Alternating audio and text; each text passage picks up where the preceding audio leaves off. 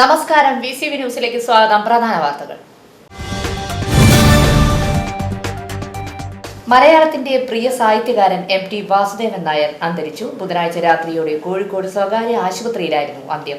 വാർദ്ധക്യ സഹജമായ അസുഖത്തെ തുടർന്ന് ചികിത്സയിലിരിക്കെയാണ് മരണം സംഭവിച്ചത്. വിടവാങ്ങിയത് മലയാള സാഹിത്യത്തെ ലോക സാഹിത്യത്തിന്റെ നെറുകയിലെത്തിച്ച പ്രതിഭ. MTയുടെ മരണത്തിൽ അനുശോചിച്ച് സംസ്ഥാനത്ത് 2 ദിവസത്തെ ഔദ്യോഗിക ദുഃഖാചരണം. ചെറുതുരുത്തി പുതുശ്ശേരിയിൽ മൃതദേഹം കണ്ടെത്തിയ സംഭവം കൊലപാതകം. ചെറുതുരുത്തി സ്വദേശികളായ 6 പേരെ പോലീസ് അറസ്റ്റ് ചെയ്തു. അറസ്റ്റ് ചെയ്ത പ്രതികളെ വടക്കാഞ്ചേരി കോടതി റിമാൻഡ് ചെയ്തു.